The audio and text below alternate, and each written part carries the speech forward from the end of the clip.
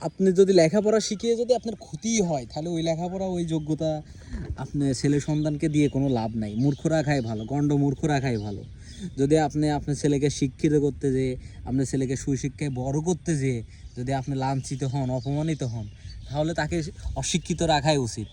যদি তাকে শিক্ষা দিতে হয়, তাকে দিনের পথে শিক্ষা দেওয়াটাই আমি উত্তম মনে করব। তাহলে আপনি কখনো অপমানিত হবেন না। আপনি এই দুনিয়ায়ও অপমানিত হবেন না, আখিরাতেও অপমানিত হবেন না, আশা করি। এখনকার মা বাবারা ছেলে সন্তানকে শিক্ষা দিয়ে বড় করে কোনো লাভবান হচ্ছে না। যেমন একটা মেয়ে বড় হওয়ার পরে বাবা মাকে চিনতেছে না।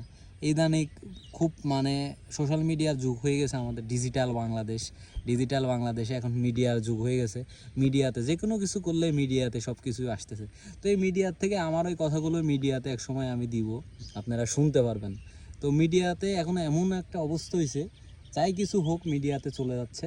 তো মিডিয়াতে চলে যাওয়ার পরে বাবা, এই যে বাবা বড় করলো ছোটোর থেকে, বাবার সম্মানটা কোথায় গেল? মা বড় করলো, মা গর্বে ধরলো, এর সম্মানটা কোথায় গেল?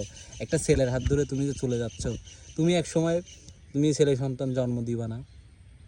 ছেলে সন্তান, তোমার ছেলে সন্তান কি করবে? তুমি ভবিষ্যৎ কি করতেছো? তুমি কেন এমন করতেছো? এ ধরনের বাপ মাকে ছোটো করতেছো, এই সমাজের কাছে ছোট করতেছো, আল্লাহ তাআলার কাছে ছোট করতেছো কেন? তোমাকে কি শিক্ষা তোমার বাবা মা ধার্মিক শিক্ষা দেওয়ার বা দিনের পথে শিক্ষা না দেওয়ার কি কারণে কি তুমি এই ধরনের কাজ কাম করতেছো? আসলে বুঝে আসে না।